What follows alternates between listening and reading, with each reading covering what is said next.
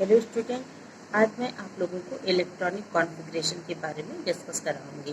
तो उससे पहले कुछ टॉपिक्स हैं जिन्हें हमको जानना ज़रूरी होता है। जैसे पहला टॉपिक हमारा है ऑर्बिटर। ऑर्बिट इसको हम क्या कहते हैं, शेल भी कहते हैं। It is a well defined circular path around the nucleus in which electron revolve around the nucleus. ये क्या होता है, एक जो है सर्कुलर पथ होता है न्यूक्लियस के चारों ओर। एक सर्कुलर पथ होता है जिसमें इलेक्ट्रॉन जो है रिवॉल्व करते हैं, यानी इलेक्ट्रॉन जो है घूमते रहते हैं। ऑर्बिट को शेल भी कहते हैं, जैसे के एल एम एन, इन सबको ऑर्बिट कहा जाता है। जैसे बोर्स के एटॉमिक मॉडल में बताया गया। जैसे मान लीजिए हमारा ये बीच में न्यूक्लियस है जिसमें प्रोटॉन और न्यूट्रॉन एग्जिस्ट करते हैं, और न्यूक्लियस के चारों तरफ ये सर्कुलर पथ है। ठीक है, तो पहला जो न्यूक्लियस के पास वाला सर्कुलर पथ है उसको हमने नाम दे दिया के, फिर एल एम एन, यानी कि ये फर्स्ट एनर्जी लेवल है। इसको एनर्जी लेवल भी बोलते हैं। This is the first energy level, ये सेकंड एनर्जी लेवल है,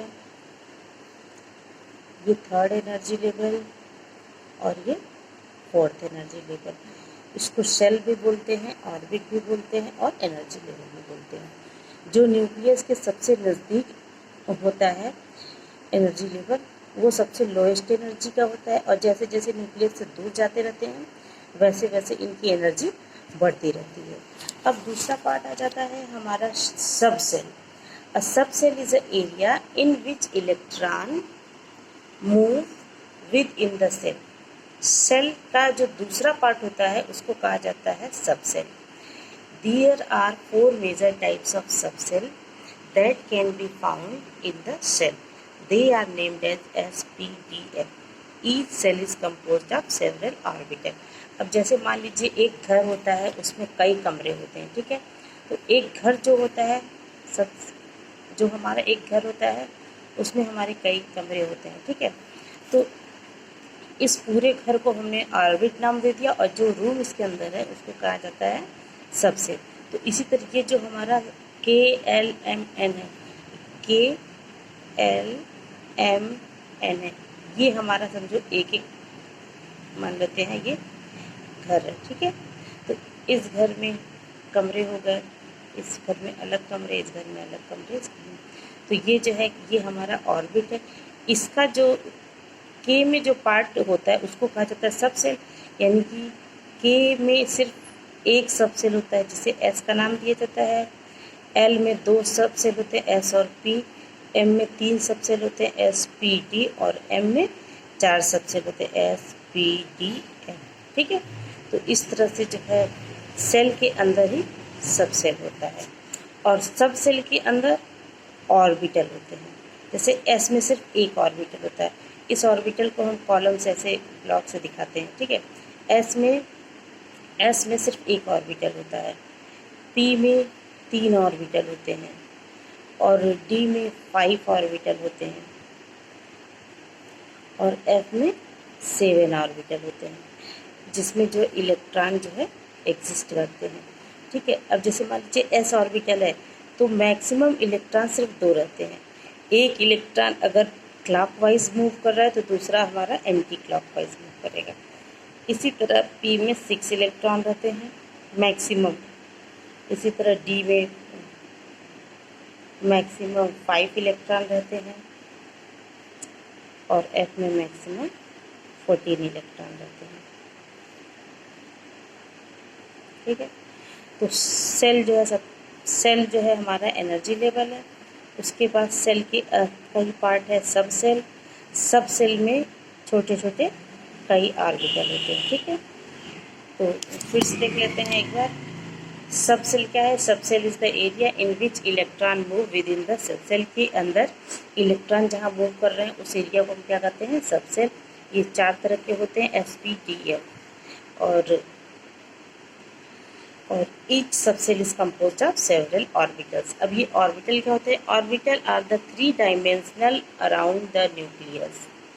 ठीक है, ये क्या है? एक 3 डायमेंशनल स्पेस होता है न्यूक्लियस के चारों ओर, जहाँ पर इलेक्ट्रॉन के पाए जाने की संभावना सबसे ज़्यादा होती है।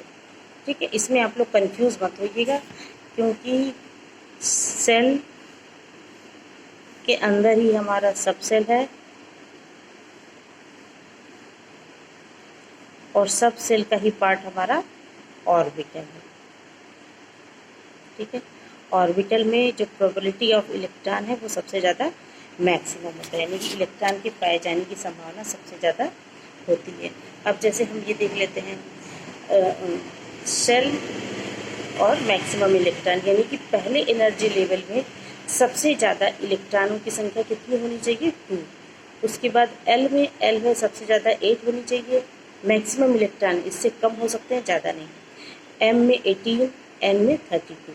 अभी तक हम लोगों ने 10th में जैसे भी किसी भी इलेक्ट्रॉनिक कॉन्फ़िगरेशन पढ़ा था तो on the basis of cell उसका हम इलेक्ट्रॉनिक कॉन्फ़िगरेशन करते थे। अब हम लोगों को सब सेल के अकॉर्डिंग करना पड़ेगा। अब सब सेल में देखते हैं, सब सेल में मैक्सिमम इलेक्ट्रॉन कितने हो सकते हैं। एस सब सेल में मैक्सिमम इलेक्ट्रॉन 2, पी में मैक्सिमम इलेक्ट्रॉन 6, डी में 10 और एफ में 14। अब सब सेल में हमने बताया था एस के जो है सिर्फ एक ही ऑर्बिटल होता है, पी में 3 ऑर्बिटल होता है, डी में 5 ऑर्बिटल होता है और एफ में 7 ऑर्बिटल होता है। ठीक है, तो इसका अगर हम एक कंप्लीट फ्लो चार्ट बनाते हैं तो हम इस तरह बना सकते हैं। सेल, फर्स्ट सेल को के बोलते हैं, सेकेंड सेल को एल, थर्ड सेल हमारा एम और फोर्थ सेल एन। तो फर्स्ट सेल में सिर्फ एक सब सेल होता है जिसे हम कहते हैं 1s, उसमें मैक्सिमम इलेक्ट्रॉन 2। सेकेंड सेल में दूसरे सेल में 2 सब सेल होते हैं, 2s 2p। तो s में 2 इलेक्ट्रॉन मैक्सिमम, p में मैक्सिमम इलेक्ट्रॉन 6। इन दोनों को अगर हम जोड़ लिए तो हमारा आ गया 8। ठीक है, तो 8 जो है सेकेंड सेल में मैक्सिमम इलेक्ट्रॉनों की संख्या। इसी तरह थर्ड सेल में 3 सब सेल होते हैं s p d। तो मैक्सिमम इलेक्ट्रॉनों की संख्या s में 2, p में 6 और d में 10। टोटल अगर करेंगे तो मैक्सिमम इलेक्ट्रॉन आ जाएगा 18। इसी तरह फोर्थ सेल में 4 सब सेल होते हैं s p d f।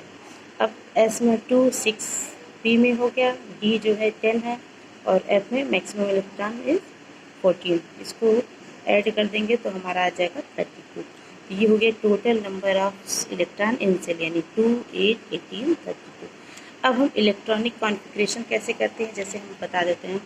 जैसे मान लीजिए हमारा सोडियम है, सोडियम का एटॉमिक नंबर होता है 11। ठीक है, तो इसमें इलेक्ट्रॉनों की संख्या भी 11 हो गई। पहले हम क्या करते थे, इलेक्ट्रॉनिक कॉन्फ़िगरेशन हम ऐसे करते थे 2, 8, 1। ठीक है, के, ये हमारा के हो गया, ये हमारा एल हो गया और ये हमारा एम हो गया। अब अगर ऑन द बेसिस ऑफ सब सेल करना हो तो ये के हमारा क्या है, सेल है, यानी इसमें सिर्फ एक ही सब सेल होगा तो हम क्या करेंगे 1s2, ये 2 हमारा इलेक्ट्रॉन है। फिर सेकंड में एल में 2 सब सेल होता है जैसे हमने ये बताया, तो यहाँ पे हम पहले लिख लेंगे 2s 2p। अब टोटल इलेक्ट्रॉन तो 8 है, लेकिन हमको पता है सब सेल में मैक्सिमम इलेक्ट्रॉन कितने होते हैं 2 और मैक्सिमम इलेक्ट्रॉन p में कितने होते हैं 6। ठीक है, अब तीसरा m आ गया, तीसरे में s p g तीन होता है, लेकिन अब यहाँ पे सिर्फ एक ही इलेक्ट्रॉन, यानी लास्ट वाला इलेक्ट्रॉन किस में जाएगा, s ऑर्बिटल में जाएगा। तो यहाँ पे कितने इलेक्ट्रॉन हैं 1। तो इस तरह से हम इलेक्ट्रॉनिक कॉन्फ़िगरेशन करते हैं। जैसे हम और दूसरा बता देते हैं, सपोज दैट आर्गन ले लेते हैं। आर्गन को कितना होता है 18। तो इसका पहले हम कैसे करते थे 2, 8, 8 ये करते थे। अब कैसे करेंगे 1s2, 2s2, 2p6, फिर यहाँ तीसरा सबसे ला गया 3s2, 3p6। तो इस तरह से जो है हम इलेक्ट्रॉनिक कॉन्फ़िगरेशन करते हैं।